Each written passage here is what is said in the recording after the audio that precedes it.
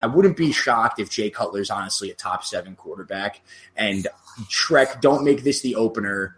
Don't make this the opener. I'm saying for the week, by the way, not the year. Yeah, but don't make that the opener, Shrek, because it pains. Probably going to make that the opener. Yeah. You're listening to Let's Talk Fantasy Football, where men of fantasy genius have realized, hey guys, we don't need real football skills to dominate on the fantasy field. Yeah. So slap on your pads and grab your helmet. Shit's about to get real.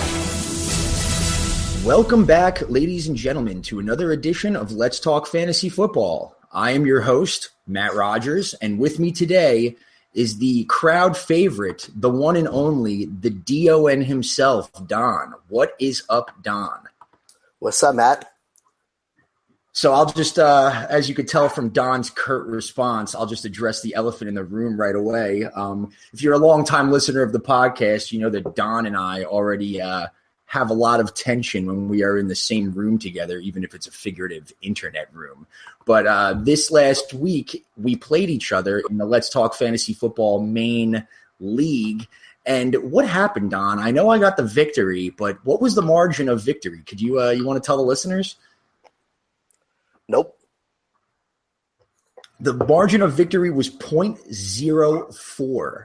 It was fucking hilarious. Fucking cool. I've been roasting Don for like days, and I apologize, but I hope that Don, you got anything to say? He had Aaron Rodgers going into the game. I was hoping that earthquake was going to be more than a 0.04 on that Richter scale, so he could fucking fall in the cracks. Yeah, so Don almost went and changed his nickname to the DEAD because after that victory that I had, nobody heard from him for days. It completely went dark. The Packers lost, and I literally beat Don by 1 passing yard from Aaron Rodgers on Sunday night. And he was questionable for the entire season and possibly the foreseeable future. Yeah. Well, revenge week on a very more bitch league. But. Yes, Don. We expect that you hopefully will have a good comeback. To capitalize on that, I'm going to take a moment to brag. I am 8-0 in all 4 of my fantasy leagues, Don. How does that feel to hear that? I am obviously the smartest person on the podcast, possibly the smartest person in America. Dude, it's fucking start of week 3, bro. Let's see how it all ends. All right. Well, on that note, maybe make 1 playoff appearance. Yeah. All right. That's fair. I don't have a good track record. But speaking of awesomeness, this is a perfect opportunity to tell you that to give a shout out to our sponsor, BenchBoss. They are awesome, and you've previously known them as ViewPick, but they have a brand new name. They are still the revolutionary app that allows you to play fantasy football live while watching the game on TV. You can predict the plays, the result of the play, and literally play fantasy football in real time. You can sign up for the beta now by going to letstalkfantasyfootball.com/benchboss or check out their app. And also, speaking of apps, feel free to hopefully download our apps, the Let's Talk Fantasy Football app, on iOS and Android. Feel free to give us a review on iTunes on our podcast. They're always appreciated. And Don, without further ado, let's get into a bit of an outline of what we're going to do. We're going to be previewing the Week 3 games. I hope you guys listened to Walsh and Vinny's recap. It was cool, but also lame, and we'll get into why later because they started to call me and Don out a little bit, which I did not like. Yeah. But we're going to give you some more clarity on some injuries that happened. Vinny and Walsh tried to cover it, but there wasn't really a lot of news when they recorded, so we'll try and update some of the info they had. We're going to be breaking this podcast, the Week 3 podcast, into 2 parts. So we don't give you one long 4-hour rant of me and Don just screaming at each other in high-pitched voices, which is bound to happen at some point. But and then we're going to get into some reader questions, honestly. So, Don, you got anything on that, or should we just get right into it? No, that's cool, dude. So Don and I are recording this game, recording this podcast as the Niners-Rams game starts. So by the time this gets to you, we will have nothing useful for you on it whatsoever. But since the Rams are up 7-0, let's do a quick pick 'em, Don. I'm going to go with the Rams. I'm also going to go with the Rams. Awesome. Don, you are smart like me. So that we got the Thursday night. We won't be able to help you out there, but let's get right into the games of this Sunday. We got our first London game of the week that kicks off at 9:30 Eastern time. So get those lineups if you're going to be hungover on Sunday, like probably most of all us are. Get those lineups in Saturday night. Cheerio, Don. Come on, give me your best British accent, Don. I want to hear it. Say 0.04 in a British accent. No. All right, cool. So it's Jacksonville at Baltimore. Well, not really at Baltimore. They're in London. But Baltimore is a 4-point favorite. Let's get right into the Jaguars here, Don. I've been reading up that people are quantifying the Jaguars as having some experience in London games, and this is the Baltimore Ravens' first game playing in London. Like, that's going to fucking matter. I don't think it really does. It's a home game. What's up? Yeah, technically they're considering a home game. Yeah, not really.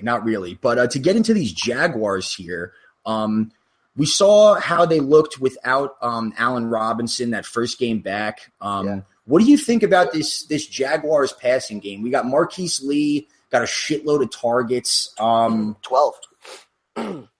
targets. Yeah. So, what do you think about them going forward into this matchup with the Ravens? I mean, they're not going to – Baltimore's played pretty well, so I don't think – because Marquise Lee and Allen Hurns actually had two fantasy-relevant games. It's going to be a little bit dialed down with going against Baltimore. But that's got to be pretty promising now that Allen Robinson's down. The two of those are going to get 2 shares. So these are 2 guys that should certainly be on teams now. I know Marquise Lee is not as big of a home or big as a name as Allen Hurns, but he should be someone that should be off your waivers by now. Yeah, they should definitely both be owned. It's really funny that they're going against a Ravens defense that already has 8 interceptions on the year, and guess who the fuck is throwing the ball on the other side? Blake Bortles, the king of interceptions. So the Ravens D, we'll get to the Ravens in a minute, but the Ravens D is a great play. I expect the Jaguars to be down, and I expect them to be slinging. Do you think Marquise Lee, Don, could find his way into any startable lineup role or anything like that? He's obviously the dude I would prefer to Hurns. And honestly, the only real pass catcher that I really have an eye on of a maybe going into this game. But what are your thoughts? The Jaguars should be down, you would think, right? Yeah. I mean, Marquise Lee's their true number 1, and he definitely will get the higher target share. So I would say Marquise Lee, if you're in a bind and you need a flex play, is cool. I really don't have too much faith in Jacksonville this week, though. I think it's going to be a lot of field goal kicking, especially in London. But I would say he's a okay flex play. Yeah, I think depending on your situation, like if you're in a 3-wide receiver league, he could work himself into like a PPR flex role. It's not the worst play. I think that target share won't be 12 every single week, but it's definitely not an anomaly. I think that's a guy where when Blake Bortles starts just slinging interceptions and the Jaguars go down. Yeah, he will be checking down a little bit. Marquise Lee runs those short routes a little bit. I'm looking to get into. I'm just looking forward to. Go ahead. We didn't do a news update, but I'm looking forward to buying a Ryan Nassib Jacksonville jersey so I could jag off in that. Yeah, that's something that you will definitely be the only fucking person doing in all of America.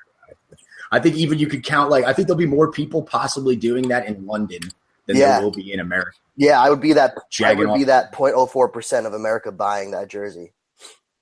I like your confrontation of the 0.04 thing hovering over us right now. It's a good strategy because you're taking jokes away from me.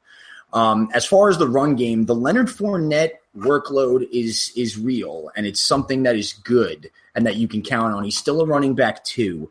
But Don, something that I noticed, and it's not necessarily anything that you should be thinking about playing, but Chris Ivory started to have a little bit more of a role than I ever thought that he would. The snap share was 60-40 in favor of Fournette, but Ivory got 9 touches and even 4 targets out of the backfield, which is something that has never really been a huge part of his game. I mean, so not only is Ivory a huge or a clear handcuff for Fournette, but do you think he's worth picking up for Fournette owners, Don? I think he is. I don't know because Yeldon's been hurt with that hamstring injury. So once Yeldon comes back, that could be more of a 60-20-20. So I don't really know if I'm jumping to go get Ivory right away. True. I mean, I think he's only ownable if you're a Fournette guy, but I do think that the Jaguars' commitment to the run is real, and Blake Bortles certainly doesn't seem to be, with that Nassib signing that you brought up. He's certainly not encouraging the Jaguars with his ability, as we kind of sort of thought. Ravens have been kind of average against the run. I really like Fournette. Like I said, I kind of agree with you, Don, that this might be a heavy field goal game, which kind of sucks to say, but it's true. But as far as the Jaguars, I think Fournette you should still definitely play, and then Marquise Lee I put as like a high end wide receiver 4, I would say. That's fair. I think he could be put in the flex if need be. So let's talk about the Ravens here, Don. Very interesting situation going on. Terrence West did not practice Wednesday. He did not practice today. He's dealing with that hamstring injury, if I'm not mistaken. Yep. And we saw Buck Allen go the fuck off as far as at least, volume of usage. And he made the most out of it. He was getting targets out of the backfield. I think he got 19 carries, if I'm not mistaken. So Buck Allen is a huge waiver wire hero so far. You rolling with him this week? Yeah, so it was 14 times, and he's still – especially in a PPR, he's still catching. He got 6 targets too, so that even brings up even more value for him. So I'm definitely playing Buck Allen. I think he's a good RB2 play. Yeah, definitely overthinking. I put Buck Allen as a definite RB2. Were you gonna say something else on him or no? RB2. Yeah, Don's a little sick, so if you hear him sniffling or sneezing or just maybe like gagging, he's a little bit sick right now. So don't be worried for him. Or should we be? It's usually Matt doing the gagging. Yeah. Oh, shit. Anyway, we're going to move right on from that hilarious ownage of me and say that something to keep in mind. I mean, you should be playing Buck Allen, but Marshall Yanda, a longtime guard for the Ravens, is going to probably be out this week. And the Jaguars actually lead the NFL in sacks with 11 over the first 2 games. So that could create a bit of a problem. I see a shitload of checkdowns from Joe Flacco, especially because that Jacksonville secondary is legitimate. They have only given up 1 touchdown to the wide receiver this year. They've been impressive thus far, and we've seen the Ravens. I mean, the Ravens target the backfield more than anybody else. Flacco loves the dump off, so I think the Buck Allen is a high end running back two this week. Definitely. To bank off the backfield here, Don, Alex Collins, we saw kind of emerge into that secondary role in the West injury last week. He wasn't involved in the passing game at all. I don't think he's worth playing this week, but I think he's certainly worth owning, especially if Terrence West is like out for a long time. And I'm saying owning as in, last guy on your bench, but someone that's shown some promise before in limited time. Yeah, just keep an eye on Terrence West, see what's going on. I don't know if you could go grab him just yet, but something you could definitely be looking out for. Absolutely. So to get into the passing game here, like I said, I'm not really in on Flacco because that Jacksonville secondary has been pretty good so far. We've seen Mike Wallace be borderline irrelevant this entire season. And Jeremy Maclin, while he hasn't got a huge target share, has made the most of it with a touchdown in each of his games. Regardless of that, Don, what is your outlook for Maclin? Because I'm sure a lot of people, that aren't like watching a lot of Ravens games might think that Maclin is having a stud year when it really seems like these 2 touchdowns are sort of freaky. Yeah, I mean, his target share is really not that high. Again, if you remove the touchdowns for both games, you are borderline dropping Maclin. I mean, if you're in a standard league, at least. He only had 31 yards against Cleveland last week. He's going against, and I'm not trying to discredit Cleveland. Cleveland has a decent defense. Now they're going against Jacksonville. Then they got Pitt, and then they got Oakland. So they got some tough defenses that they're going head against. So you got to hope that he's going to keep catching touchdowns. But his target share is not as high as you would hope. Yeah, no, you're right. I mean, Mike Wallace catches each of those touchdowns, instead of Maclin. Like you said, Wallace is the guy to own, and Maclin is the droppable guy, as we've said Wallace is. So, yeah, I mean, Mike Wallace hasn't done anything just yet, so you can leave him on the waivers. But that if he does take Right. waivers touchdown, does make Macklin a little irrelevant. Right, absolutely. And we saw last year Mike Wallace have a weird year of low yardage each week, but steadily catching one touchdown in each game, and like Macklin kind of seems to be doing that. So I'm bumping Macklin down to a wide receiver 3. I think that you should probably still have him in your lineup going forward this week. But I mean that would mean if you have, I assume that most leagues are 3 wide receivers, or their PPR and play a third wide receiver in their flex. So I'm saying that if you have a bunch of if you're feeling good with certain matchups, there's some questionable receivers that we'll talk about later, like on the roster bubble or the lineup bubble, I should say, that could sneak their way in. But I still think Macklin is a wide receiver 3. I was going to say the same exact thing. I think this will be good. I think he's a wide receiver 3, and I think this is a good test for Macklin to see where he's going to start trending in his gameplay. Yeah. Absolutely. And then another thing to mention real quick in this passing game, Benjamin Watson, who did pretty much nothing week 1. You guys heard, Walsh and Vinny on the recap go pretty in depth about all the tight end injuries. Jimmy Graham, Greg Olsen, Jordan Reed, questionable. A lot of guys banged up. I think that Eifert, guys like that. Benjamin Watson had 8 targets, caught all 8. The Ravens tend to get into this situation where they do a lot of dump-offs and a lot of tight end work. We used to love Pitta as a podcast, in the past until he maybe died. I'm not really sure, or retired this year. But, I think if you're stuck at tight end, Benjamin Watson is certainly not a bad play. You agree, Don? Yeah, I think you could spin the wheel on Watson. I don't think he's going to be a consistent guy. But I think he might have the hot hand for now after showing a good game last week. That Flacco might feel comfortable going to him again this week. Yeah, I completely agree. It's definitely a streaming situation.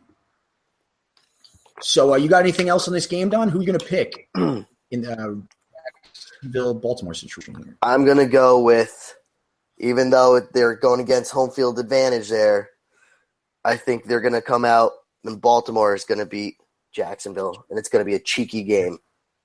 I like that. I was waiting for some sort of British pun from you, even though it's not really a pun, but whatever. I like the cheeky game. I'm going to pick the Jaguars here just because I'm always really headstrong on them, and I really like that defense. I think both defenses are good, sneaky streaming defenses. We saw last year London games are kind of shit shows. Yeah, no, it's cool, man. Everyone's got to jag off every once in a while. Yeah, I jag off to that hard, so. Let's move on here. We got another really potential field goal game. Not really, but Cleveland at Indy. Indy is getting 1.5 points here. So the Browns are – when was the last time, Don, do you think the Browns were favored on the road? 1999. Yeah, I think that's a good call, actually. Tim Couch is just slinging. People are just the Browns are good. But, yeah, I think if you're the Colts brass and you see that spread, that's enough to just be like Chuck Pagano, you start 0-2 3 straight years or some shit like that, and now the Browns are favored in fucking Indianapolis. Just go away. Yep. But so let's just get with the Colts right off the bat because they'll probably be one of the quickest analysis that we've done. Jacoby Brissett will start. We saw him, play last week, not particularly well, obviously. He's still new to the team and figuring out that system. Are you starting any Colt, Don? Any Colt at all? I would be slightly okay if you had to play Frank Gore. Okay, because I was going to say that's the only one that I'm kind of into, and what's your reasoning? Because he still rushed for 14 times, so he's still the number 1 back. Marlon Mack apparently has got some injury issues going on right now, so he still got the lion's share of the touches, and he did go and get a touchdown. So I mean, this is something where if Indy even gets on the goal line once, it's most likely going to Gore. So I think he's going to scrap enough points to have good fantasy value. Yeah, I don't hate it. Hopefully you're in a situation where you definitely don't have to. But if you're a guy that has Jordan Howard and who's another injured running back right now? Who am I thinking of? Well, I mean, DeMarco Murray's hurt. You don't know if he's going to go. If you had a Jordan Howard, DeMarco Murray situation, something like that, in Gore, I think that double-digit carry workload is definitely a thing. Also, dating back through last year, granted, we're weighting this by last year, but the Browns average 4.5 yards per carry that they're giving up on the ground. The defense is certainly improved, but Gore is a potential, like, if you fucking gotta, hopefully you really don't fucking gotta. Yeah. So the only other guy that I'm potentially considering, and it's because when a young quarterback goes to a new team and a new system, usually it's rookies, but Jacoby Brissett is kind of, I would equate him on that rookie scale. Yeah. Jack Doyle got 8 targets, caught all of them. Brissett seemed to look at him. I think he's potentially serviceable here. Again, in that tight end streaming, I put him on the same level as like Benjamin Watson, Evan Ingram, who we'll get into later. And Jimmy Graham was the other injured tight end. Yes.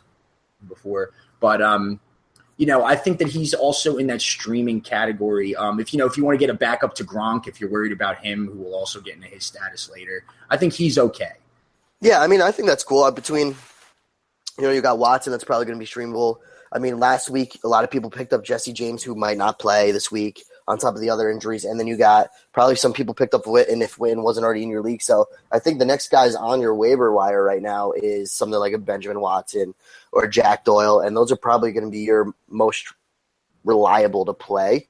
So, and it looked good when he did catch all 8 of his targets. So that's good that Brissett already feels comfortable throwing to him. Yeah, I would agree. I would tier them kind of the same way that you were alluding to as well. If you're a guy that's still been starting T.Y. Hilton, don't. I hope that you finally learned your lesson. But Kamar Aiken was more targeted last week. That could be a product of the fact that they were playing the Colts, and Patrick Peterson has been a stud, which we'll get into later also. But don't play T.Y. Hilton. There's so many spot start wide receivers out there. I'm playing Marquise Lee over T.Y. Hilton. I'm playing some of these Browns receivers that we're going to get into in a minute, Rashard Higgins, over T.Y. Hilton. I don't like it. Stash him deep. When Luck comes back, his value jumps like 25 in the position, but you're not starting T.Y., right? No. Absolutely not. So with that, you got to remember, he's a deep ball guy, and when you have like a new quarterback like that, they try to stay away from throwing deep balls like that all the time. So it's going to be hard for him to get what he needs. Absolutely. So to jump over to the Browns, as we just alluded to, let's get right into their wide receiver core. We saw Corey Coleman break his hand for the second straight year. That's weird. Yeah, it is weird. It's really weird. Same injury and like a broken hand. Yeah, right. Weak hands. So with that, Rashard Higgins, we saw Kenny Britt. I mean, Vinny and Walsh described it perfectly. Kenny Britt, you're a douchebag. You're just not running routes and doing shit. He should not be owned in even one league. Yeah. I don't think. I'd rather own fucking Ricardo Lewis than Kenny Britt. But as far as the Browns go, we'll start there with Rashard Higgins. He saw 74% of the snaps and a shitload of targets last week, Don. He's a huge waiver, possibly the biggest wide receiver pickup going into the week. Are you cool with rolling him out there? Yeah, against Indy. Why not? It looks like he's going to be the guy to go to. Kenny Britt sucks. Corey Coleman's out. Kaiser had a decent game 1. He's going against a bad defense. I'm cool with it. Yeah. I mean, if you look at the Browns in the past, when they've had a receiver that like wasn't the second and third year of Josh Gordon that like made noise, it was always a young dude like Travis Benjamin or like Josh Gordon's first year or Terrell Pryor last year, like someone that was hungry with something to prove. And Rashard Higgins certainly fits that mold. And if you watched any of that game last week, he certainly seemed to be trying really hard, as Vinny put it perfectly on the recap podcast. So I'm all in on Higgins. I think you can run him in your lineup this week if you absolutely have to. It's worth noting that Vontae Davis did practice this week for the Colts, but that dude's old as shit, and I'm certainly not factoring that. Yeah, I'm not factoring that into – like it's not like he's going to shadow Rashard Higgins. Like if Vontae Davis – if Chuck Pagano, again, goes up to Vontae Davis and is like, you're active, I want you to shadow – Rashard Higgins. One, Vontae Davis should retire. And again, if the Colts press overhears that, fire Chuck Pagano. I don't know why Chuck Pagano still has a job, but that's a whole other issue. I don't either. That's funny. Yeah, I'm all in on Rashard Higgins this week. I'm sure a lot of people are. Yeah. So just again in the passing game, don't take the bait of a Browns tight end. We saw David Njoku catch his first touchdown. Seth DeValve has been a talked about like in the way Vance McDonald was last year. Does that make sense, Don? Like the last dude, like the 00 on our tight end roulette wheel, pretty much. Yep. don't get into that. They're splitting the snaps, and just don't do that shit. I've seen NFL Fantasy Live, the NFL Network channel. Adam Rank was like, play Seth Evolve and all this shit. I'm just like, dude, don't fucking tell people that.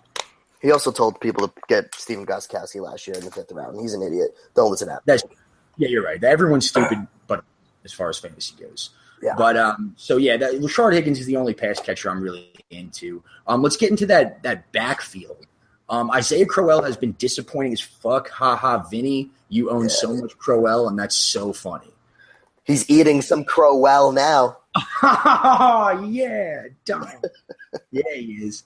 That being said, he's a good start this week, right? You would hope if you own Crowell, especially as much as Vinny does, you got to hope that he at least does something against Indy. Yeah, I'll say this, that he's a good start this week, but I do got to laugh at, I was listening to their podcast today and Walsh was like, so, are you really upset about Crowell, Vinny? And Vinny started going on this tangent of matchups in the future and then ended it with sell high after week 5 on Isaiah Crowell. And I was just like, dude, you have way too many just desperation wet dreams about this situation. Let it go, man. No one's buying high on Isaiah Crowell even after a string of good matchups. No, and they've got some tough matchups afterwards too. Oh yeah, I didn't even look that far ahead. I mean, well, it depends. It should be if Houston, gets it together. Then they got Tennessee and Minnesota before their bye, so they got some good defenses that they're going against before they hit the week 9 bye. Yeah. I mean, him and Duke Johnson are pretty much splitting the snaps, and this is a game where, again, for the first time that Cleveland and the Colts are the worst team in the NFL that I've seen in a long time. Definitely. So you'd hope that they can run the ball down their throats.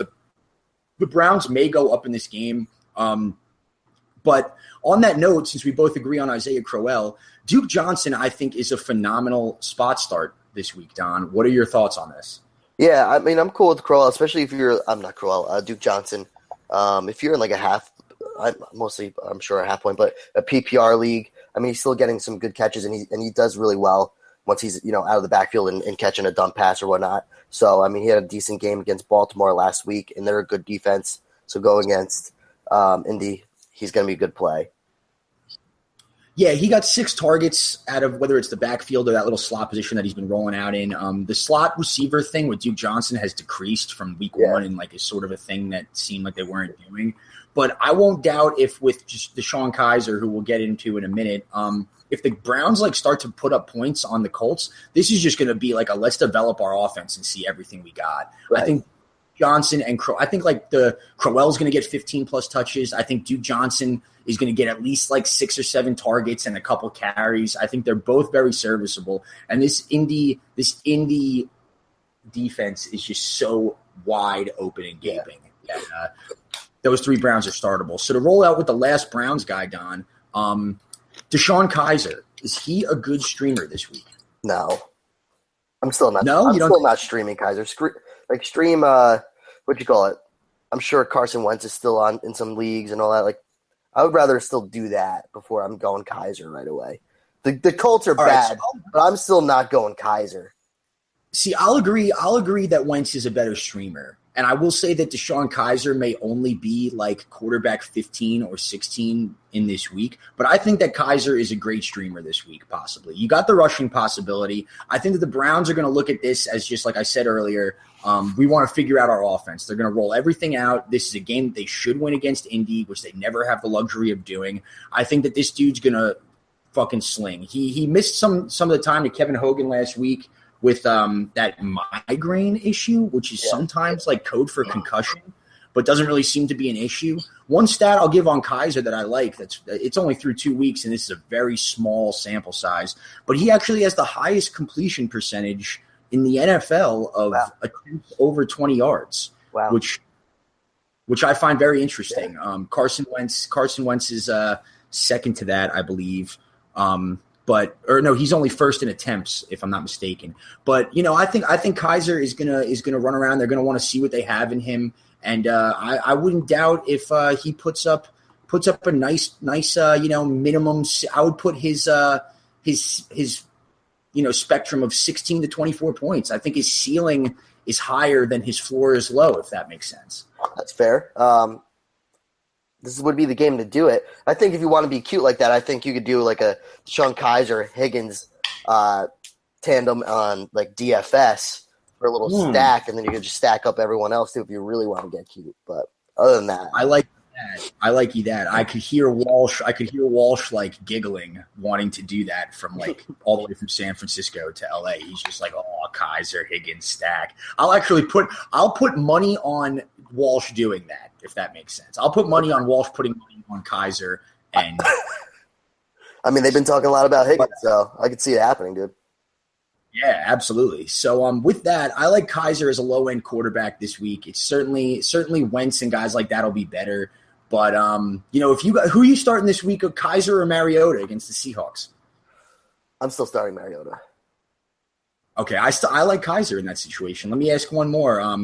Kaiser or – no, I won't get to Jay Cutler yet. Let's go Kaiser or – sorry, I'm scrolling Russell through. Wilson?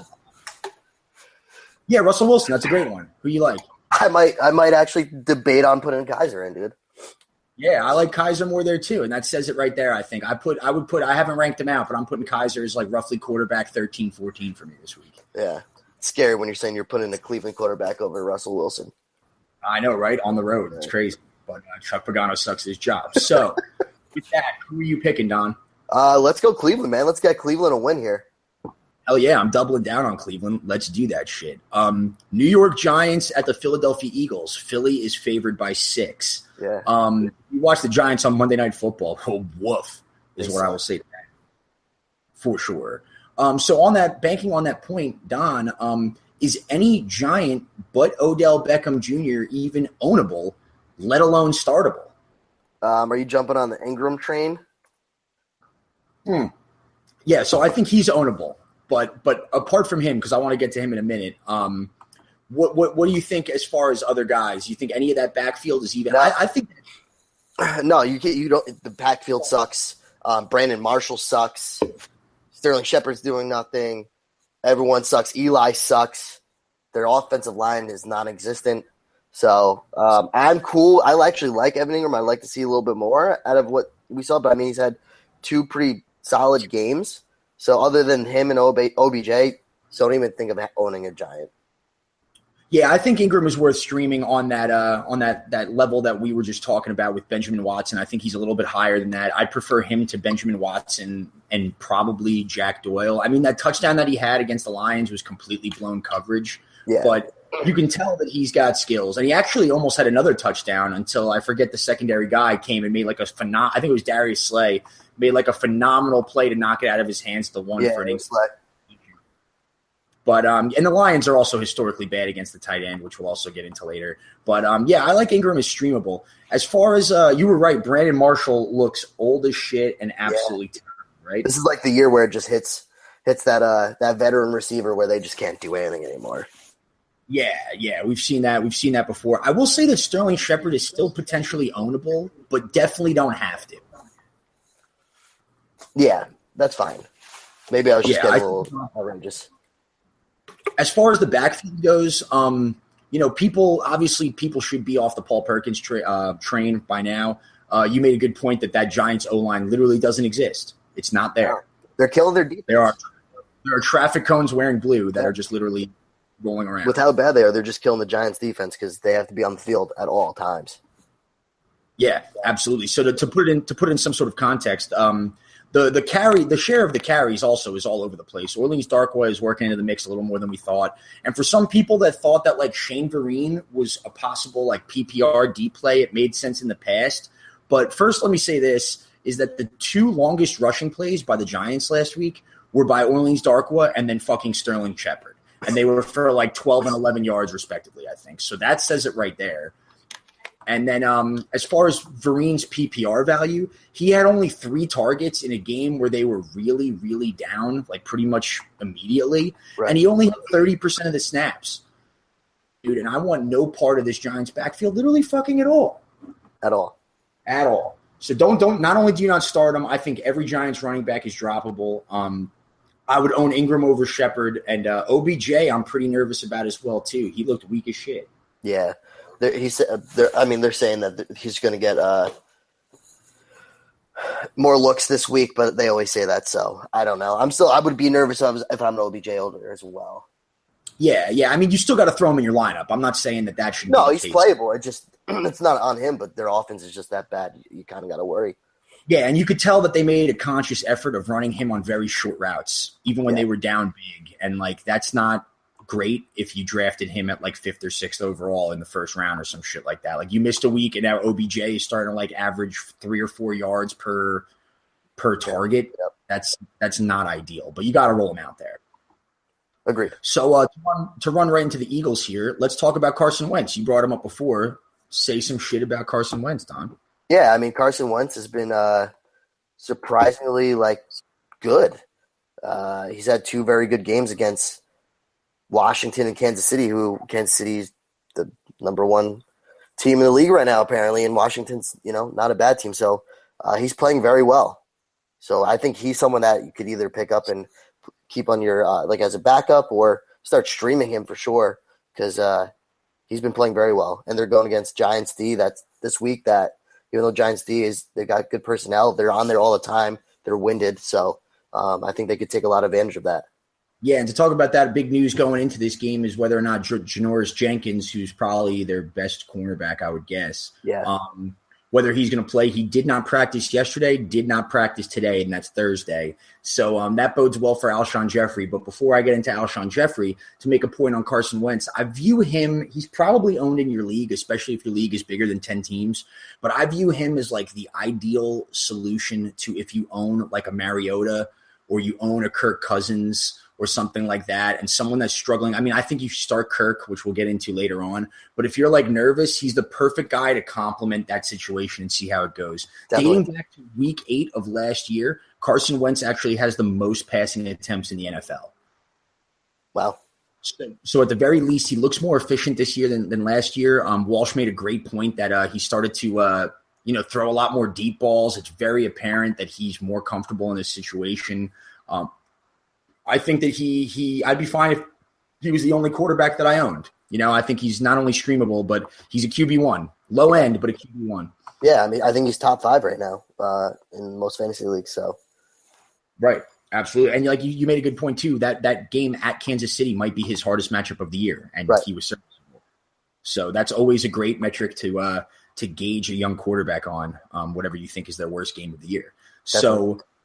Getting into that, let's talk about Alshon Jeffrey. I mean, people are blowing it up that Janoris Jenkins' availability is a big factor in whether or not you want to start Alshon Jeffrey. I don't think it is. I want to roll Alshon Jeffrey out there, but what are your thoughts? I mean, I'm rolling Alshon Jeffrey either way, but I could see why they would be excited to see if Janoris Jenkins is out and they're an owner of Alshon Jeffrey because you see what Janoris Jenkins did to Dez, but Alshon Jeffrey's still a must-play.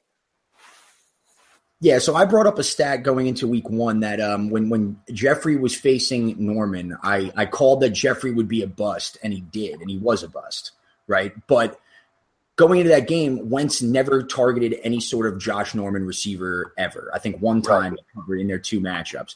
But in that game, while Alshon Jeffrey, I was totally still right, and Alshon Jeffrey didn't do much, Wentz targeted him 7 times. So Janoris Jenkins is not as good as Josh Norman. And I think at the very least, the volume for Jeffrey will be there. Right. And I think that's enough of a reason to play him. I'm playing him no matter what in this game.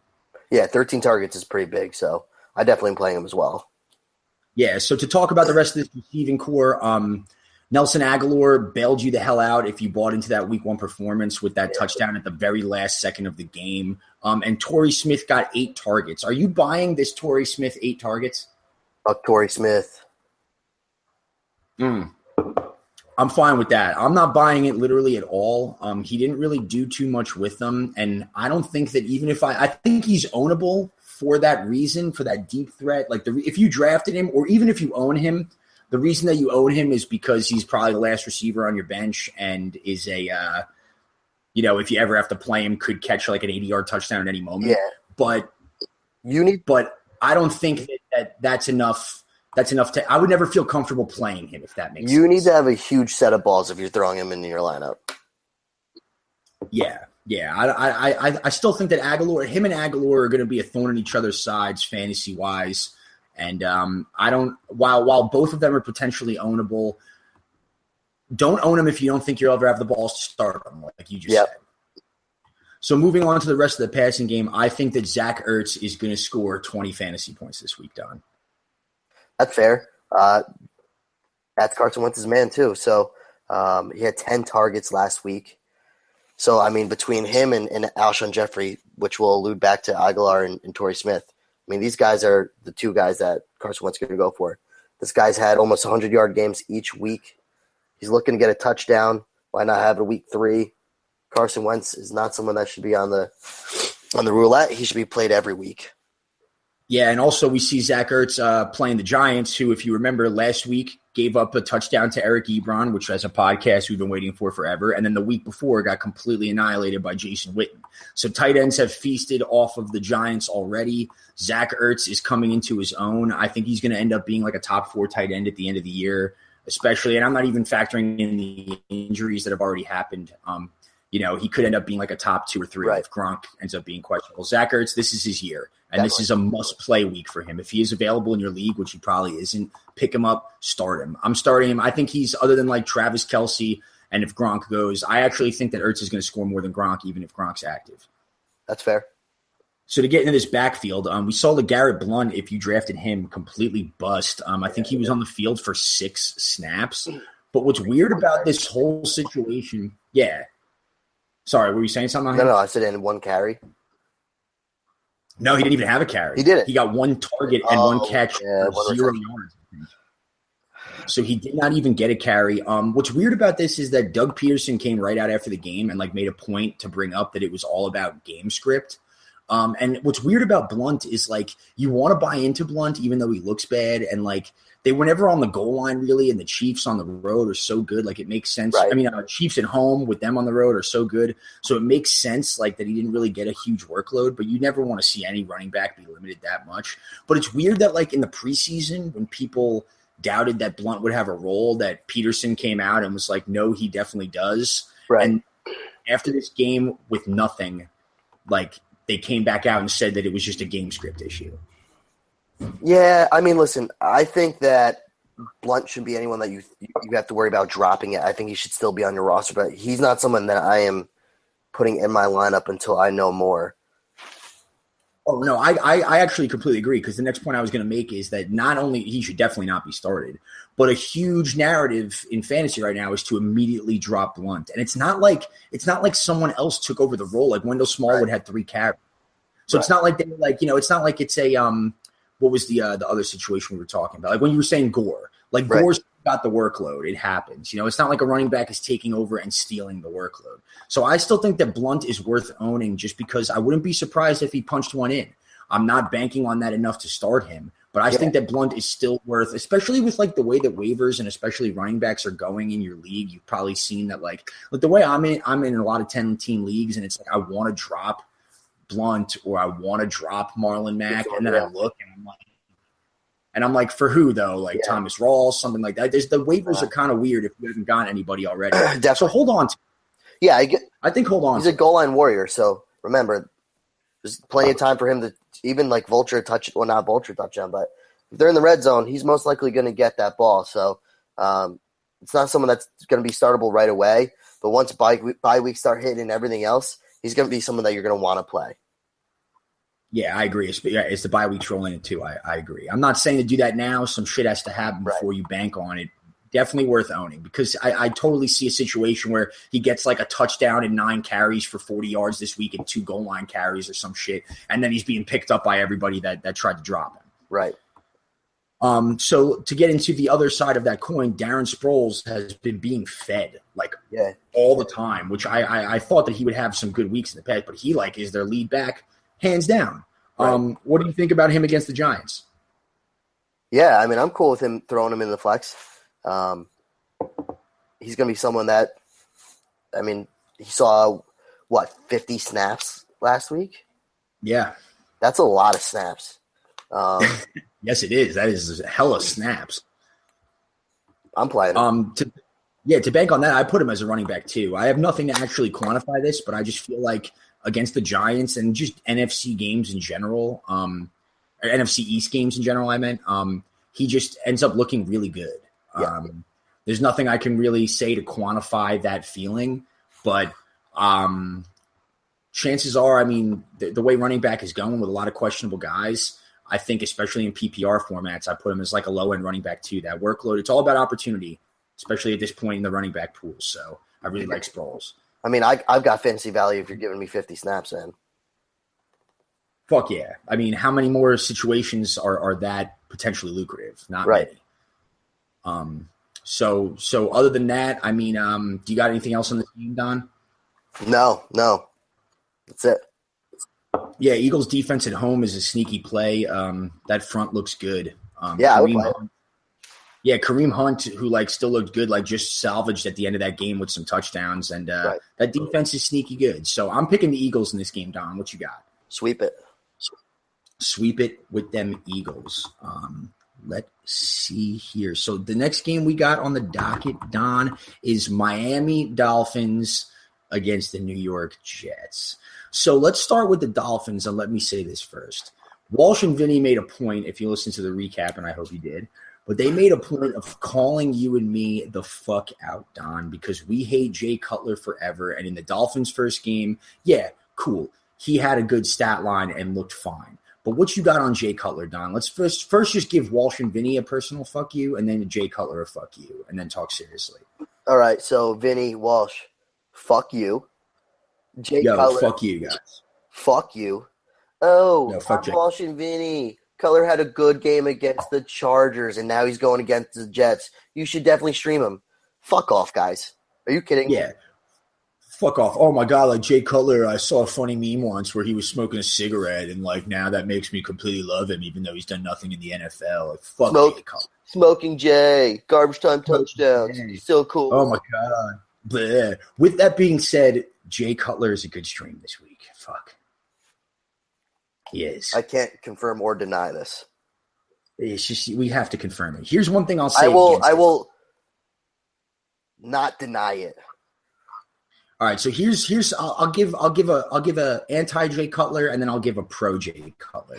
So the anti Jay Cutler will be that if you watch this game against the Chargers last week, it was so many short completions. Like Jarvis Landry feasted because everything was thrown like before the 5-yard break on Jay Cutler. He was dinking. He had like 13 targets, I think. Like something. Yeah. Something crazy. Yo, he was dinking. He threw up late in that game. He threw up a ball to Devontae Parker that should have been picked, and Devontae Parker bailed him the fuck out, stealing it. Devontae Parker intercepted it back from the cornerback. Also on that, Jay Cutler missed 2 wide open end zone targets that I saw. Right? Yep. So Jay Cutler is lame as shit. But to go on the flip side of that coin, that's a little biased, I'll say that. On the flip side of that coin, I hope the Jets and the Colts, do they play each other this year? Because they're the 2 worst teams in the NFL by far, and I haven't seen the schedules if they play each other. But that would be honestly like a must-watch game to see who can actually like suck and bottom out the worst. But one thing that I will say is it's only the Dolphins' second game of the year. And Jay Cutler was at least, I'll give him this, efficient. Jay Cutler is always known to sling that deep ball, throw some picks. Throws a lot of picks, actually, throughout his career. But I could see this as a game where the Dolphins should go up big. Ajayi will feast, which I'll let you talk about in a second. But I think that even if they go up big, this is the perfect opportunity for the Dolphins to help Jay Cutler get more comfortable in this system. Like they should not stop throwing. If they go up by 35 points in the first half, they should roll out the entire playbook. Devontae Parker, Jarvis Landry, let all these guys get comfortable with Cutler. Let him work out the system. Let those guys work out some kinks and get their offense together a little bit. I wouldn't be shocked if Jay Cutler's honestly a top 7 quarterback. And Shrek, don't make this the opener. Don't make this the opener. I'm saying for the week, by the way, not the year. Yeah, but don't make that the opener, Shrek, because it pains. Probably going to make that the opener. Yeah. So the quarterback for the Miami Dolphins, let's just retract. So he did complete 24 or 33 passes, but still a very not startable week for him last week with only 230 yards and 1 touchdown because he was doing a lot of dinking. So with that being said, I mean, you could possibly see that again this week. I mean, it's against the Jets, so this would be the week to play him. But it's sorry, you timed out there for a second, Don. I apologize. So what I was saying was Cutler he still didn't have that great of a game in the sense of fantasy value. He still only had, in our half-point PPR league, 13.10 points, which is not startable for me. He did do a lot of check-down passing. So I'm going to say that this is going to be a fluky week, even if he has a good week with the Jets. He's not someone that you keep or whatnot. So this is the week to play him. If you're going to play him on DFS, sure. But again, that could mean more rushing for a Jai or what else not. So we'll see. Yeah, I agree. This is definitely a start and drop situation. Like if Cutler even does well, like don't even fucking get the balls to think that you can like roll with him all year. But I will say that this is possibly the first time in my life that I will ever say or ever have said that I think Cutler's floor is pretty high, though I do think his ceiling is not incredibly high. You know what I mean? Like I think that you'll probably get 20 points from him. Flat. I mean, it's the best matchup. It hurts me to say it because I hate Jay Cutler more than possibly any athlete in the world. It's more I like the supporting cast so much better that makes him, fantasy viable. Like I would imagine if Tannehill was in, I mean, he would just be lighting it up against the Jets, and I would say, yeah, definitely stream him for sure. Maybe keep him. Right. Whatever. Yeah, but I still prefer Deshaun Kaiser to him. I will say. For Deshaun Kaiser's potential ceiling. But Jay Cutler is definitely worth streaming, and we got it over with Don. Vinny and Walsh still suck, and let's move on from there. So to go on this path, this supporting cast that you've alluded to, it's pretty much – we saw Kenny Stills have some production, but to me, it's just Devontae Parker and Jarvis Landry. For sure. What are your thoughts? For sure. You just got to stay up to date on both of them. It looked like both of the Parker didn't practice today.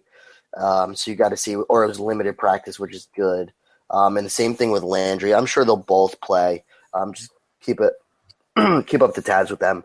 Other than that, though, if they do play, which I'm sure they will, they have to be played. I think I'm still heavily invested in Devontae Parker. I think he's going to end up being higher in the year fantasy-wise than Landry, even in a PPR format, because I think he's just going to have the most touchdowns and whatnot. But I think these guys are going to be really good this year. Yeah, you're right. I like Parker. This is the first time, too, that, like, even though it's just been one game where, like, there's been Devontae Parker hype and then, like, he was getting targeted and he looked good and he was making some good catches. So I think that is real. Kenny Stills is worth owning. I don't know if I have the balls to start him this week. I would not be surprised if he caught a touchdown, but I just don't do it. It's just too risky. It's too deep. Week 2 or week 3, you should be better off. I don't know if he's worth owning. I think he's just going to be such a hit or miss. It's like touchdown dependent. Remember, he only had 2 catches against San Diego.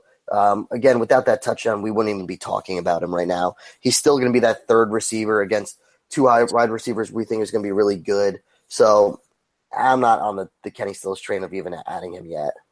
All right, yeah, you know what? As you said that, I kind of completely agreed with you, so you switched me, and fuck Kenny Stills. So to get to that backfield, there's not really much to say here. Jay Ajayi looked good last week. Rolling out. He's a top 5 play at the running back position this week, right? He's top 5 play every week. 1,800 all-purpose yards. You've heard it 1,000 times from me. It's got to happen. All right, relax. Sweet knee, bro. But anyway, speaking – which is why he didn't practice. Yeah, and obviously the Dolphins should be a pretty streamed defense this week. They looked really good against the Chargers, actually. That front is good. Yeah. I like the Dolphins' defense. Possibly even as a top 10 defense going forward, depending on schedule. That's cool. So to flip it over to the Jets, the Jets are worth talking about, Don. We can actually talk about the Jets. The Jets are, by the way, getting 6 points in this matchup, so the Dolphins on the road are favored, as you would expect. Let's talk about any Jets that you're willing to play. We'll talk with the receiving game. Do you think the Jermaine Kearse situation is sustainable? I kind of like it. I think so. I mean, listen, I really don't hate McCown. I think he's like a serviceable quarterback. He's been in the league for a while. So with Jermaine Kearse, he's definitely the most receiver, maybe offensive option in that whole team. I'm cool with having Jermaine Curse picking him up in my team and seeing how he does. I'm not throwing in my lineup right away, but I mean, he's got some teams that he's going to be able to do well against. I mean, they're going to be going against Cleveland week 5. They've got Atlanta that I think he would be okay against, and there's some teams that he could do okay, and I think he would be McCown's number 1 target. So, sure. Yeah, that's true. I'm not buying into it this week yet. I'd like to see it again because you look at that game and you see like 2 touchdowns, one of them very long, and then I look and I see 4 catches on 5 targets, 2 touchdowns. That's not a thing. That's not going to be a thing going forward. And the fact that they were so down in this game and Jermaine Kearse only got 5 touchdowns, I want to see it again before I'm willing to completely buy into it.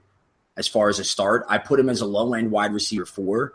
Definitely worth owning, but I don't think that you should see – like if you picked him up going into week 2 and that happened and you're like, hell yeah, I was right, I'm going to start him, I'd pump the brakes a little bit. Yeah, don't start him. I would be pumped to have him and see what he does. I think he'll be solid for McCown on that team. Yeah, he could be the garbage time king this year, but I definitely am not banking on it. I just wish that he got a little bit better of a target share in this romping by the Raiders on that last game.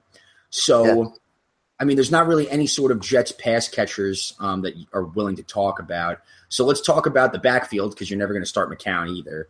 The Jets offensive coordinator came out and said that the backfield is now a 3-man committee, which I translate to, yo, everyone, don't fucking touch anyone in this fucking backfield. Yeah, that's a fair translation. I wasn't touching him with the 2-man committee, so now that it's at 3. True, yeah, it's 3. Well, Elijah McGuire we saw get a lot of work. The Jets, I mean, it makes sense for them as a franchise to just start to see what they have at the bottom of the barrel. I personally was very high on Bilal Powell this year, and that's just looking to be really, really stupid. I kind of really hope, and I'm not thinking that it may happen, but, like, I really want the Jets to trade him to go to somewhere just for Bilal Powell. Like, he deserves better. But I'm sorry, what's up? Did I block out? I was saying I'm just saying Bilal Powell deserves better than the Jets' current offensive situation, and I would like to see him go somewhere else. And it would possibly be like I think him and Forte deserve better. It could be smart of the Jets to just trade him for any sort of draft pick. I mean, it's a waste. Definitely. I mean, between him and Forte, I mean, Forte actually was pretty efficient, even though he really didn't get much of opportunity. I mean, he had 9 carries for 53 yards. And he almost had another 4 yards on 4 receptions. So overall, you're looking at almost 10 yards per touch. Oh, yeah. Yeah, no, I agree with that. I just, the fact that also the Dolphins last week, like, scared the Chargers in a close game to only rushing the ball 12 times through their main 2 backs. I just don't think that any of them are playable this week. And honestly, I think they're all droppable. Just because, like, you want to navigate through the Jets' backfield and their workload distribution each week, like in whatever matchup they have. Like, please, if your team is that bad, then just give up. Yeah, I agree. Yeah. So with that, I mean, the only other thing I'll say on this matchup is that, and it's not really worth noting. Well, it's worth watching, but not anything on your fantasy team. Austin Seferian-Jenkins will return to this team after a suspension. It's something to keep an eye on. He's been pretty good in the past. I'm waiting for just someone on this Jets receiving core or tight end core to just start to get 8 targets a game in blowouts and just be like a reliable garbage time guy. I mean, don't pick up Austin Seferian-Jenkins or anything like that. But with all the tight end injuries, like if he goes out and leads the Jets in targets, like I'm going to predict that he leads the Jets in targets this week. And if that happens, he's worth picking up and being on the mid end of tight end roulette. But that's just something I wanted to throw out there.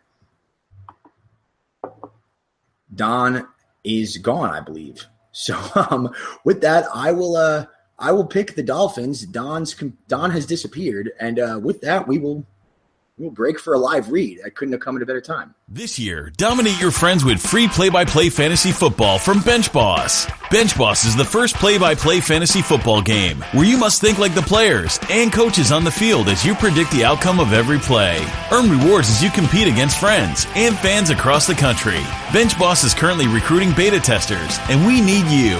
Visit benchboss.tv to learn more and sign up today. All right, and we are back. Don is back as well. He timed out for a second, but thankfully he is okay.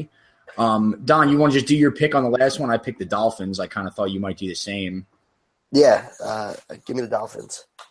All right, cool. So we're going to go right back into these games here. We got Denver at Buffalo. Denver is a 3-point favorite. Let's just jump right into the Broncos here. Don, we're going to get a couple reader questions about this later, but Trevor Siemian looks really, really good. What do you think about him as far as streaming this week? No. No, you don't like it? I'm not on that train yet. Okay, I like it because he's looked efficient. The first week is a little bit skewed by that rushing touchdown, and of course, like 4 touchdowns against the Cowboys is not something to bank on. But I think I put him. So let's do a little name situation here. I probably know the answer to the first one: Siemian or Cutler this week. Oh, Siemian. Yeah, I probably agree with that as well, unbiasedly. But Siemian or Deshaun Kaiser. I'd probably play Siemian over Kaiser. Okay, I think I might go Kaiser over Siemian, but Buffalo's defense is really, really bad. Yeah. And then the last one I'll do here, I'll go with Siemian or Roethlisberger on the road. In Chicago. I'm still playing Roethlisberger. Okay. I think I agree with that one. I think someone that's going to be able to be especially if he keeps up the touchdowns. I mean, he's got 6 in the past 2 weeks. So it looks like he's less afraid to throw the ball, which gives more value back to, DT and Emmanuel Sanders, which we'll get into. But it's got to feel good knowing that if you're owners of all of them as well. So it's a good start for Trevor Siemian. He looks good. For sure. I put him in that streaming category. I like the names like Wentz and Kaiser a little bit more. But I put Siemian in that like Jameis Winston, Matthew Stafford, Phillip Rivers conversation as far as like totally fine streaming. And like I said, we'll be able to get into it a little bit more. There's a lot of reader questions about Trevor Siemian. But let's talk right about those pass catchers. I think it's pretty clear cut. Demaryius Thomas and Emmanuel Sanders, you roll out with both of them, right? Definitely. Yeah, it's good this year. We've seen something that we haven't really seen, and it's Sanders getting a lot of red zone and end zone targets, sort of. Right. That's really, really good. That's kind of always been a knock that I've had on Sanders, that he's more of that like poor man's Julian Edelman when he was healthy, or like a Jarvis Landry type, where definitely a good receiver and a good offense, but could be the forgotten man, if that makes sense. But the fact that Siemian is starting to look at him a lot more in more meaningful, points of possession is definitely encouraging. Yeah, definitely. He had some good targets. He had 8. So what's that? He had 8 targets last week, 2 TDs. So he'll be relevant all year round. Yeah, I absolutely agree. There's not really any other pass catchers to talk about there, so let's get into the backfield real quick, which is also, I think, pretty clear-cut. We saw C.J. Anderson go the hell off, and I think a product of that a little bit is the success in the passing game. You're going to see a lot less stacked boxes. C.J. Anderson is certainly talented enough to, handle a big workload, and it was nice to see the Broncos really, really lean on him in that sort of situation. So he's a running back, too, for me. Yeah. No, definitely. He has to be started. Yeah, the Broncos are pretty clear cut. You want to start that defense, especially against the Buffalo Bills. I think though Walsh and Vinny kind of got into it a little bit, and they described it pretty perfectly about C.J. Anderson. That like if you redrafted this year, C.J. Anderson would probably be like a late first round pick. Yeah, definitely. The opportunity is there, and running back is always weird. So it's definitely good to see someone getting that workload, and they should definitely do it going forward, especially with all that crowd back there. It's nice to see what could have been a committee get a little bit more feature back in it. Yeah, I mean, what is he? He's got to be – trying to see where he's with rank on running back so far. He is number 4 in our half-point PPR league right now. So, yeah, I mean, he's just behind like Kareem Hunt, Ty Montgomery and Todd Gurley, so it's pretty crazy. Right, and there's no reason to think that he won't continue that. Something else worth noting about that is Marcel Darius, who's definitely the Bills' best defensive player and obviously a D tackle up the middle. He's expected to miss this game, so that just bodes well for C.J. Anderson and Trevor Siemian and this entire offense. Pretty much, he's kind of a stalwart in that middle there. So if the Bills who already have a bad defense are a little bit decimated on defense, then it's even more of a reason to play all these guys. Definitely. On the Bills side of the ball, not really too much to talk about. Let's talk about LeSean McCoy, though. What are your thoughts on him, and also what are your thoughts on him in this matchup? I'm rolling him out. He had a groin issue. He didn't practice, but he practiced today. Full practice. It wasn't even limited. So he's something you're going to roll out. I think he's a low-end running back, too, for this week against a pretty good defense, but I think he's someone you have to play. Yeah, I think I would put that perfectly. I would put him in the mid to low end running back 2, which is still lineup worthy. Definitely not worth where you drafted him. And the Broncos are actually, for their great defense, are a little bit susceptible to the run. We saw Ezekiel Elliott kind of suck this past week. Right. But I don't really think that's too indicative of how you should value McCoy. The touchdowns are obviously something that are going to constantly be vultured by Mike Tolbert, but that's something that you didn't draft McCoy for anyway, so that shouldn't really factor in. I think you're still rolling him out there. You definitely shouldn't feel great about it. The only way that I'm not is if you are like stacked at running back. But like, for instance, here's something I'll say, Don, and I'm curious your take on it. Okay. Would you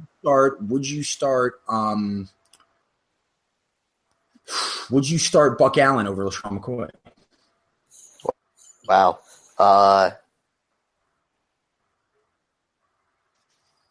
The chances of Buck Allen having a better game is higher. I agree. So I'm starting Buck Allen over McCoy. I'll say that right now. Yeah, I guess so. I mean, it's hard for me to say like I want it. Yeah, I would have to say yes. Buck Allen should have a better fantasy week, so yes. Right, but then we both also said earlier that Buck Allen's a running back too, so I like him. I potentially like Chris Carson more than LeSean McCoy. So if you're a team, say for instance, the only way I'm not starting McCoy is if I'll say you got a stud running back, say you're like I'm trying to think of what your situation could be if you have McCoy. So say if you have McCoy and Jay Ajayi, right? And then you got a Chris Carson, or you got or you already started Carlos Hyde, or like some sort of thing like that. I think like those spot start guys are a better play than McCoy, but I still think that unless you're in that ideal situation, that he still falls into that low end. You said it right, that low end RB2. Yeah, for the most part, I think like 96% of the fantasy owners of LeSean McCoy should still be playing him though. Yeah, absolutely. And also, how much would it suck to like kind of be hurt by him the first 2 weeks and then not play him, have it go well on week 3 when you decided to finally sit him? Yeah. Plus, the Broncos should, I would assume, blow out the Bills. I would. That's my sort of thought. They should. And Shady is going to be in there for that. Pass catching role in the back. So as far as the passing game, I'll just say right now, Tyrod Taylor against Denver. Enough said right there. Don't do it. Charles Clay, a little bit banged up in this. He's kind of the number one Bills pass catcher that you would want to play. With the tight ends being banged up, it could be worth still sticking with him. But I think some guys that you already mentioned. Those guys we got those guys we're talking about that are streamable I would play over Charles Clay. Yeah, I would play Benjamin Watson over him. We'll get to this guy later, but I would play Jared Cook over him. I put Charles Clay this week, I think, a little more in the like Zach Miller, Kobe Fleener, who I'm not really that high on. Like that sort of range. I think he's the lower end of tight end roulette. They play those two over Clay right now too. Yeah, absolutely. So as far as the wide receivers there, you got Jordan Matthews, you got Zay Jones. I don't think you're starting either of them. Not only is it the worst matchup of the year for them, but they haven't looked good anyway. Don't play. Neither. I say don't really play. I don't want to play any sort of Denver. Nothing in the Denver passing game. Only LeSean McCoy is anything that I'm touching. You mean Buffalo? Yeah, I'm sorry, with Buffalo. Yeah, LeSean McCoy is the only. He's the only one that you should be playing. Yep. For sure. So with that, Don, pick this game. Denver. I will double down on Denver. Let's get into one of the better fantasy matchups for both sides of the year, of the week. New Orleans at Carolina. Carolina is a 5.5-point favorite. Let's talk about the Panthers. The narrative should go play all your Panthers. They don't have Greg Olsen, as we all know. Walsh and Vinny discussed about his foot being broken. He's on IR, out for 8 weeks. So people say play all your Panthers, but really, which Panthers are you playing? Let's talk about Cam first. Yeah, I mean, this is a favorable matchup. Carolina's at home. New Orleans defense sucks. This is a game that you definitely want to take advantage with Cam. Yeah, this is nothing new that the Saints have a historically bad defense. And another thing that I will say is that if I'm a Cam Newton owner and I'm a dude that drafted him and he has been underwhelming as he has been, looking like a second straight year bust, you got to start him this week. If he doesn't do it this week, you immediately drop him. Yeah. You immediately drop him. Like, it's over. I want no part of it anymore. Definitely. I want 20 points from Cam this week or I'm done. I agree. With that, go on. No, I agree. Yeah, so with that being said, let's get into the pass catchers here. I'm really hoping Kelvin Benjamin has a huge game because I've been all about him, and he's been okay after that first game where he just had the one catch. He had a pretty good week last week, didn't find the end zone. But Kelvin Benjamin is like a wide receiver too. You got to roll out. We talked about the last podcast talked about Devin Funchess, who got the 6 catches, if I'm not mistaken, after the Olsen injury. And Curtis Samuel, guys like that. Vinny was talking about potentially starting Curtis Samuel. What are your thoughts on that? Oh, I think that's too cute. I mean, I get it. It's against New Orleans. I'm not going that route just yet. Yeah, I agree. It is against New Orleans, and I would not doubt that, say, like in that passing game, which is primarily we'll take Ed Dixon, who's the replacement tight end, out of the fold. And, right. Other than Kelvin Benjamin and McCaffrey, who you would assume are their two best pass catchers. I wouldn't doubt if there's 110 to 20 yards and a touchdown left over from that part. I don't know how it's going to go between Curtis Samuel and Devin Funchess. Like, just because matchup doesn't mean that I'm like, I'm starting Devin Funchess this week. You can. It's not the worst call in the world as like a flex, low end wide receiver 3, high end 4, but I don't like it because if it unfolds that Devin Funchess gets only 50 yards and Curtis Samuel gets a touchdown, or McCaffrey finally does something and gets 3, that wouldn't be surprising either. Yeah, I can guarantee Curtis Samuel will be on Vinny's DFS lineup, and I think that would be more of the play of what you would do for him. But he's not someone that I'm going and throwing in on a lineup week 3. No, I completely agree. And I don't even feel that great about Funchess. I think Kelvin Benjamin is a definite. So let's roll that over to the backfield. Christian McCaffrey, we just talked about. He has also been underwhelming. If you're a McCaffrey owner, wherever you got him has not been worth what his production is. So what do you think about McCaffrey? Is he sort of the same situation as Cam, where it's like, you better do this shit now? Because I think, like, if you're not going to do it now, you're never going to do it. Yeah, I agree. Ron Rivera said that the backfield workload will be determined by the flow of the game or who's playing well, whatever the fuck that means. Game that Christian McCaffrey has to do well for you. I hope that if you took Christian McCaffrey in a PPR league, they do it. I don't really know what that means with the backfield workload will be shared by the flow game. I will see that. I would say that the safer bet than Stewart, but this is kind of a for McCaffrey here. I don't think he's someone that you could drop, but I think he gets out of your starting lineup for sure. Yeah, definitely don't drop McCaffrey. I still think even if he doesn't have a great game, he could be a buy low, a buy very low. Like, don't give up anything, substantial for him, but he is a rookie that's figuring it out. But I think that this is a huge Jonathan Stewart game. I think that Ron Rivera said that because he expects that it's possible that they go up pretty early in this game. And if that's the case, they're going to want to keep the ball against a great Saints offense, which it still is, right. Even though that in a minute. Jonathan Stewart's still been getting fed. I like Jonathan Stewart. I did preseason. I think he's going to get a lot of carries. The Saints have still been gutted on the ground. We've seen. I think Stewart is a better play than McCaffrey, even in PPR formats. I think he's a safer play. That's actually a better wording. I'll agree with that. He's a safer play. I agree. But one thing I'll say, though, is with McCaffrey, if you drafted him, where you drafted him because he was on paper, the third best receiving option for the Panthers. Now he's the second best with no Greg Olsen. And if he doesn't do it now and he doesn't start to break out, and you know what? I didn't even hear that Ron Rivera quote. And my initial immediate hot take that I'll think about is that they're saying I would think that you would want to get McCaffrey, going and hopefully have him break out. But I think that's them saying hey, if we go up in this game, we don't need to give McCaffrey the ball. Right. And we're fine just running it with John Stewart and letting Cam manage the game. Right. Which it's kind of seemed like in the past couple of years that Cam, who's running way less, obviously, Cam sort of seems a little more comfortable in that Jason Campbell-esque game manager role that I always think about when I think of a game manager. That he seems more of a game manager that can bank off a good running game. So I think that quote actually is a little anti-McCaffrey. I agree. Yeah. With that, though, I still say those four Panthers that we just said you should play, right? I mean, Cam, McCaffrey, Stewart, Benjamin, maybe Funchess if you're feeling a little ballsy. I don't have the balls to play Curtis Samuel. One of them probably will pay off, but if Ed Dixon catches 2 touchdowns, I'm not the most shocked dude in the world. Right. So with that, let's move on to the Saints here, Don. The Saints have not scored a touchdown that has not gone to Coby Fleener or Brandon Coleman. And the thing that I will say to that is, what the fuck, dude? What the fuck? No rushing touchdowns. No Michael Thomas touchdowns. Nothing.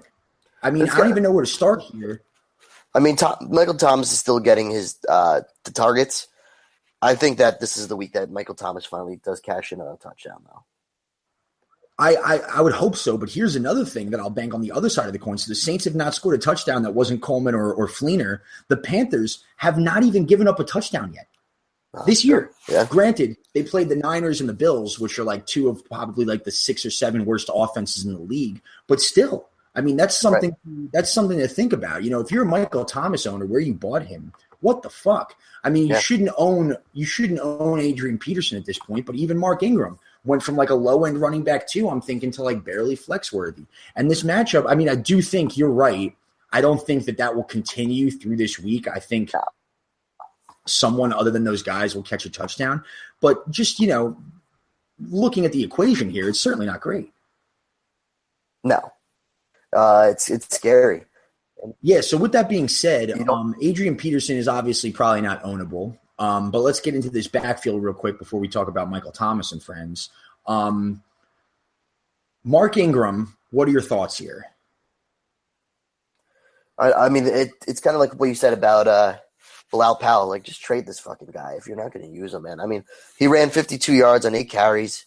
That's awesome. And then he had 6 yards per catch off of his 4 catches on Sunday. It's good, but they're just splitting it so it's nothing is fantasy relevant for any of the running backs there, and you can't really play them. No, and I want to know who in the Saints organization Mark Ingram had sex with their wife. Mark Ingram did something bad. He probably banged all their wives and maybe Sean Payton's mom too.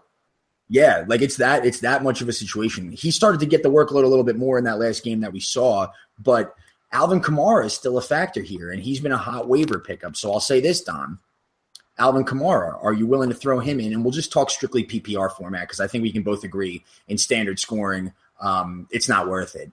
But Alvin Kamara has been getting a shitload of targets out of the backfield here. Yeah, yes. PPR, he's got value. I wouldn't hate picking him up, but again, you got to have tempered expectations because you just don't know what they're ever doing with this backfield. Right. I mean, I think that his role is relatively, I don't want to say certain, but I think it's safer to assume that Alvin Kamara is going to get 8 to 10 touches more than Mark Ingram is, if that makes sense. I think he has a better floor. Yeah, he's got a better floor in PPR, and I think those targets will be there, but I don't want to touch it. I think if you picked him up off the waivers, you probably have some better options. I do think this game could be a bit of a shootout, and I wouldn't be shocked if he had a little bit better of a game. But I don't want to touch this backfield this week. No. Stay away. So let's get into the pass catchers. Where do you put Kobe Fleener in that tight end pool that we were discussing as far as Benjamin Watson, or is he a little more higher on the totem pole than that? Is he more like I would probably play – well, I would play Kobe Fleener over Benjamin Watson. I think definitely over the Charles Clay that we put over there. I'd put him over Jack Doyle as well. I'm still even playing him over, I would say, Kyle Rudolph. I'm fine with Kobe Fleener this week. I think that he's probably going to be like a top 7 or 8 tight end of the week. Yeah, I don't want to like Kobe Fleener, and then I look and I'm like, wait, no other tight end caught a touchdown each week, right? In the NFL, like both weeks he caught a touchdown. So that's sort of encouraging, I guess. I definitely would agree with you that he's like lowest end tight end 1, like tight end 11-ish, if that makes sense.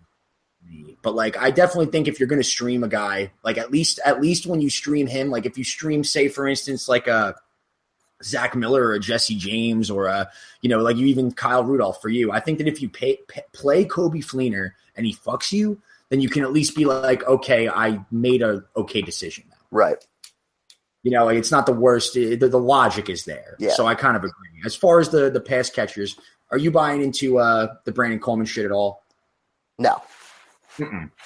Me neither. Plus, we got Willie Snead coming back. Yep. One thing I will say is that Ted Ginn might potentially be droppable, just because that Willie Snead void. People were high on Ginn before the Willie Snead suspension really came out. As far as and when I say high on him, I'm talking wide receiver 40. Right. But just the fact that that's been sort of what's in Snead's absence has been made up by, and Thomas's struggles have been made up by Fleener and Coleman and Kamara also, then that's even more of a reason that you can drop Ted Ginn. Yeah, Ted Ginn's not going to be relevant. Yeah, so you should start Mike Thomas still. I mean, you would expect this game to be a little bit more of a shootout. Hopefully the Saints get right, but I think that's all we got on that. And Drew Brees is a must start still. Definitely. So pick this game, Don. What you got? You know what? I'm going to give Saints, even though they're away. I'll have Saints score some touchdowns on Panthers, which they haven't seen yet. I'll give them the win. All right, I don't hate that, but I'm going to go with the Panthers. And let's get into our last game on this Part 1 podcast. We got Pittsburgh at the Chicago Bears. Pittsburgh is favored 7.5. First, let's talk about this injury situation. Jordan Howard, if you had him last week, he screwed you. I had him last week against Don, and thankfully the rest of my team is so fucking good that I still beat him. But Jordan Howard put up a weak. That's a weird thing to say. Lame week sounds a little bit better. Tariq Cohen still continues to look good, outsnapped him. But Jordan Howard practiced today and said that his shoulder, which was seen in a sling after that Week 2 game, is fine. What are your thoughts on this Bears backfield? And if you had to play one, who are you playing? I'm playing Tariq Cohen. I'm not playing Jordan Howard just yet this week. I think if he plays, his share is going to be a little bit more limited. Yeah, I agree. And I also expect the Steelers to go up really, really quickly on the Bears. And then if Jordan Howard's banged up at all and they're in more passing down situations, Tariq Cohen is obviously that guy for them. And it wouldn't surprise me if, Jordan Howard may be active. I'm not doubting that. But he shouldn't be fine in your lineup because it's very possible that even if this is a close game, that Cohen gets a better workload. And then I think it won't be a close game. And, that's even more of a reason for him to not really see the field. There's no reason you should be playing Jordan Howard this week. Definitely. Right? Definitely. Yeah. So to get into this Bears passing game, which should go very, very quickly, Mike the Giraffe Glennon isn't really showing a lot of you see the neck on that dude? Dude, he's got a long neck.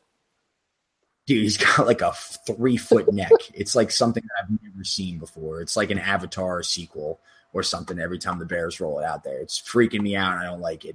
But you would think the guy in the NFL that looks least like a human would have some sort of existential skills, going past the human abilities, and he just sucks.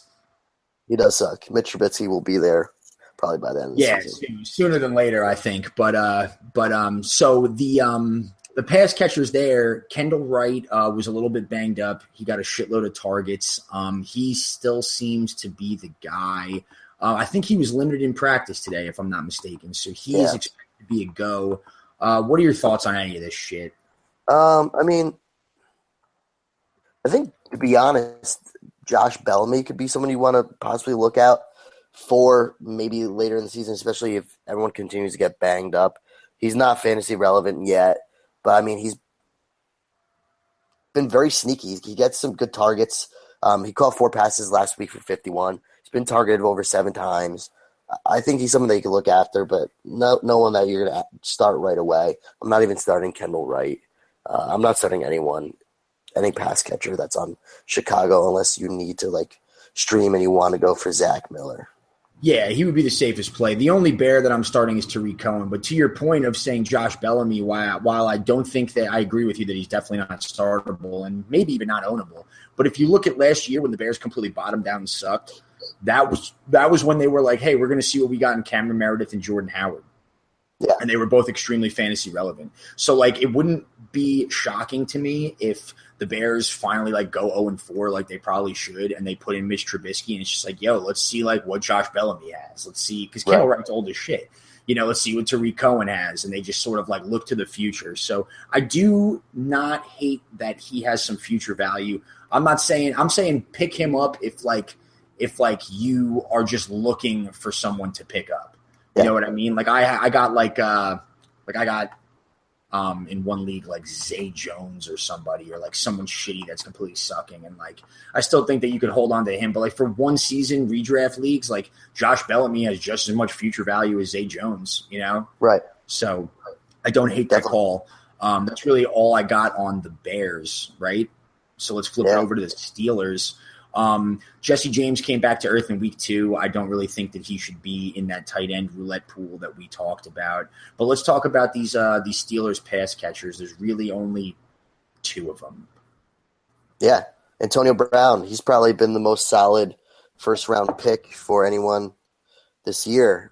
So whoever's an Antonio Brown holder, good for you. Yeah.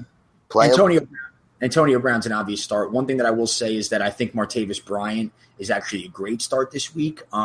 We saw him have a very Martavis Bryant game where he had limited targets and scored a touchdown on 3 or 4 catches or something like that. But one thing I will say is that the Falcons here have given up the most plays of 20-plus yards through the air this season. They have 5 20-plus yard catches.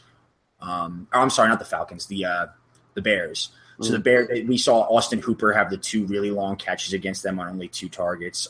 They're susceptible to the big play, and Martavis Bryant may be one of the best big play dudes in fantasy. So Definitely. I think that he's actually a good low end wide receiver 2, high end wide receiver 3 start. He's got some potential. But other than that, I don't really see much value or much to discuss on the Steelers side. We said we don't really love Ben. The matchup is good, but he's bad on the road. I put him in the Jameis Winston era. Yeah, I'm not trying to rush playing Big Ben. Someone I stay away from every year because he's just a totally different player. But yeah, it is what it is. I think he'll have an okay game. Hopefully we see something better from Bell too. But yeah, your Steelers are pretty clear cut for the most part. So with that, Don, pick that game. I'll let you go first.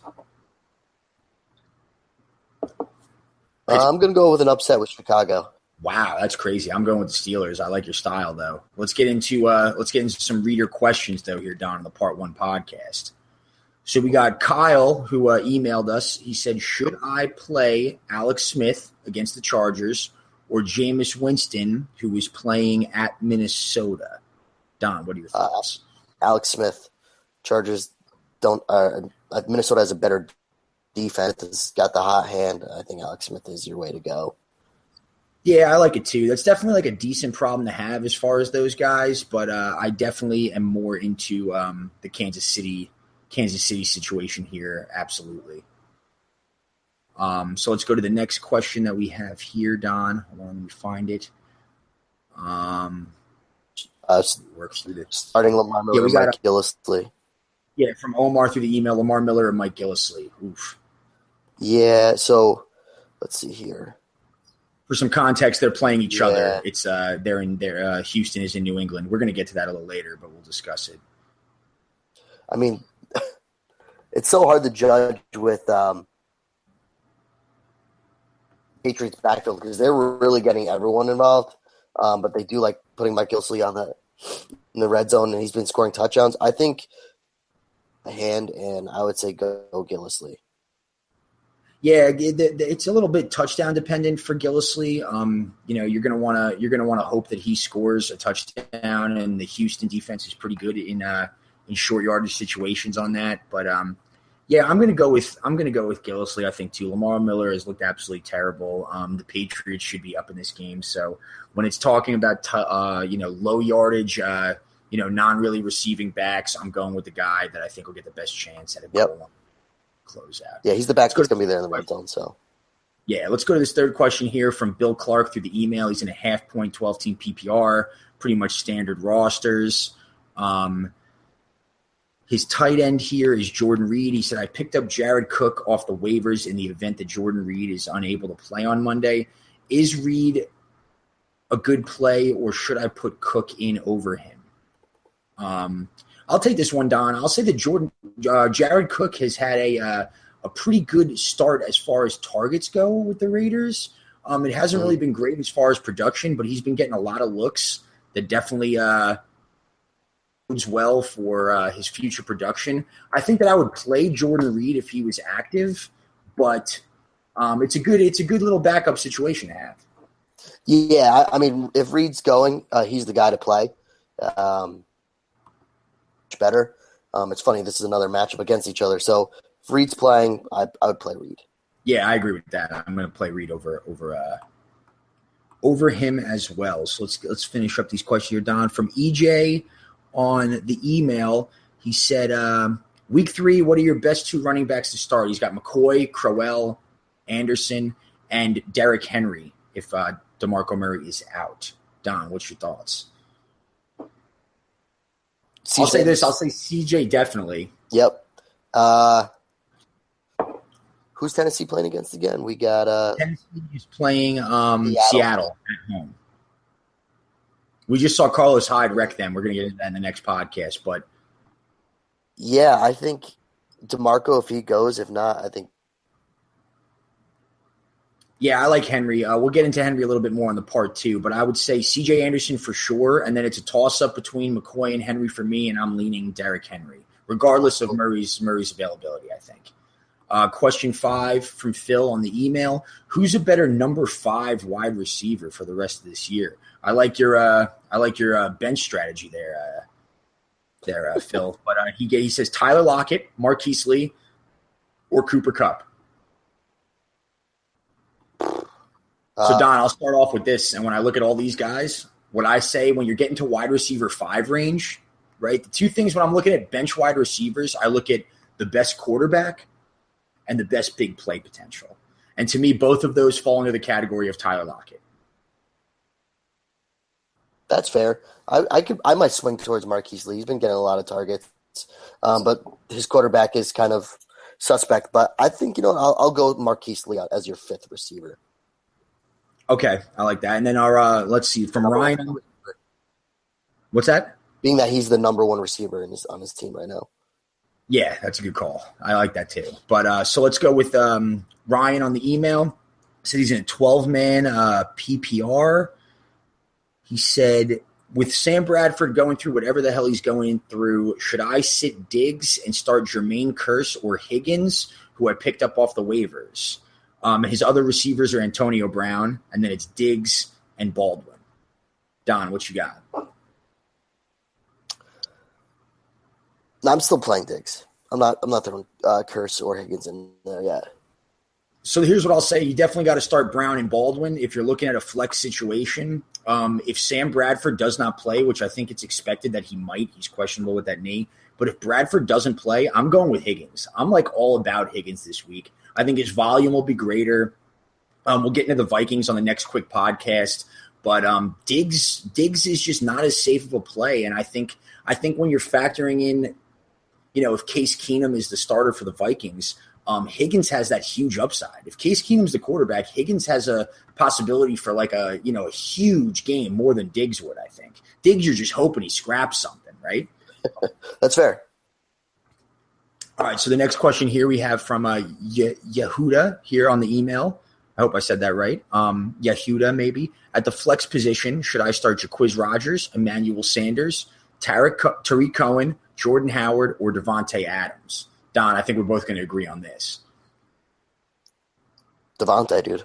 Devontae Adams, for sure, I think. As well. It's now or never with a little bit, but with Cobb being, questionable play, Jordy hurt, that clear cut got to go to. So, but just to circle back around, we did skip the second part of Ryan's question of would you prefer Kyle Rudolph or Eric Ebron this week? Oh, good call. And I will say that where I will take Eric Ebron. Agree, especially if Bradford's not in. Kyle Rudolph's almost irrelevant. Yeah, I think that decision is made for you based on their quarterback situation. But even if Sam Bradford is there, I still think Ebron. So I agree with you. Yeah, definitely. All right. So with that, we are going to wrap up the first part of our week 3 preview podcast, and look for the week 3 part 2 podcast coming at you very soon. For Don, I am Matt, and this has been Let's Talk Fantasy Football. Thanks you for listening. This has been Let's Talk Fantasy Football. Thanks for listening.